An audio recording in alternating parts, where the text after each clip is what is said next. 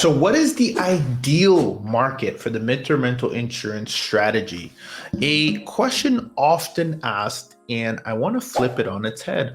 Although there is a caveat still, I will answer it, but there is a caveat to which market is the best. So let's discuss. The market that is the best should still line up with short-term rental analysis. So what do we use? We still use AirDNA.co. Okay, AirDNA. The reason we still use AirDNA is because in this space, we have two exit strategies, right? So first and foremost, the reason I'll flip that question on its head is I like to focus on the asset type first. If you're currently getting value from watching this video, you'll want to make sure you take a second and click below to grab the midterm rental insurance blueprint to help accelerate your process in being able to land these midterm rental insurance contracts with respect to your marketplace. Make sure you click the button below and grab it and continue on with the gems in this video. So first, let's get the right asset. And there's a video on which asset type is the best on this channel as well. Have a look at the video called Does Midterm Rental Work with Any Asset Type? Okay. But in short, the asset type that we like is 4-bedroom plus. Right. So first, the asset type matters. Now, when it comes to the market, these are your two exit strategies, right? One is the STR strategy.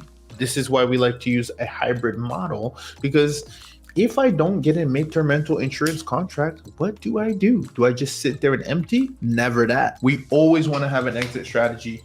That's why typically, personally, for me, I can only give you my advice. It's not that it can't work. If there's restrictions, short-term rental restrictions, I run in the other directions. Now, by restrictions, I mean if they're asking for a 30-day minimum stay, I don't like that because I want to give myself the best chance. And this is going to restrict the exit strategy, or one of my two exit strategy. The other, as we know, is the MTR. All right. Now, that's the one that we are so gung-ho about. It's focusing on this right here with an exit strategy of going STR, right? So now what's the rule of thumb when it comes to analyzing these deals? Well, I like to do what we call napkin math, right? And here's the napkin math. So if I were to do the math on napkin, if I look at the purchase price of this property in my market, I want to make sure that whatever the purchase price is, I can make 15%, I can gross 15% of that purchase price.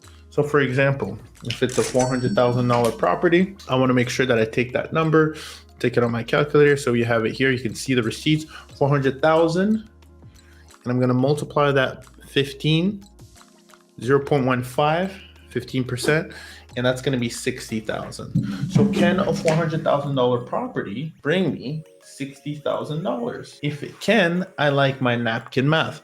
Now, does the occupancy rate, is it more than 50% in that market? So occupancy greater than 50%, the revenue it can make greater than 15%. That's 1.5. Those are the two metrics that I look at. So once I have the right asset type, number one, 4 bedrooms or more, then I look at number two, 15% of the gross revenue. Does it gross 15% of the actual value of the property? And is it in a market that has over 50% occupancy? That's my rule of thumb to then be able to identify whether this is an ideal market to run the midterm rental insurance play. Now, let's keep two things in mind too. I want to factor in some caveats, right? One caveat might be, is this strictly a vacation rental market? If it's strictly vacation rental, I just want to put a star by that because, you know, most people who are living in a vacation home, if they have to file an insurance claim or whatever the case might be, yes, they can still do that, but it's less likely that, you know, they'll have additional living expense. It's still a possibility. However, it reduces my chances. And if you know anything about me, I'm all about increasing my chances of landing these midterm rental insurance contracts. So I like markets that, you know, I like more of the short-term rental markets so that there's still a city next to it, right? Urban. I don't want it to be isolated. So I don't want to be completely in Timbuktu out here and the city is over here. And when I mean that, I mean, I don't want to be like an hour away from life. city. My sweet spot is 20 minutes. 20 minutes to the city. I like that radius because then I have opportunities to have people who come into the city for conferences, people who come to the city for different events. I want to get the best of both worlds. Now, keep in mind that this does not break your deal if it doesn't meet these metrics by any means, but just know what I always like to say, I help a lot of investors invest into properties. And one of the things I say is my goal is for you to have all the information so that when you look back, you're not shocked. Or when you're going to make a decision, whether you're purchasing an asset, co-hosting an asset, managing an asset, that you have all the information at your disposal where you are aware that you're going against maybe the grain, and then maybe you have the justification for it. Maybe it's a creative finance deal. Maybe it's a family deal. Maybe it just makes sense because you know the market. Maybe you're so well connected in that marketplace with a company and they give you constant repeat business. Don't let these numbers break your deal if there's nuances. Let these numbers guide you and educate you to make an educated decision to then say, based on what I know, I'm still comfortable to move forward. Based on the calculated risk, I'm still comfortable moving forward or not.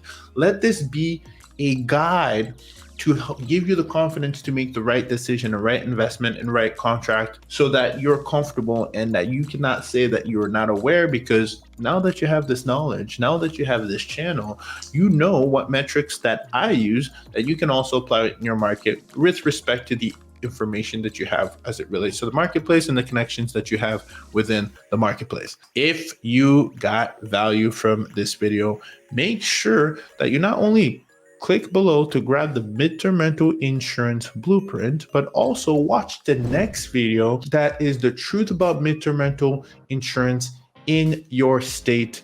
Thank you for watching, and we'll see you back next time to increase your occupancy and profitability wherever you are in your market. See you soon.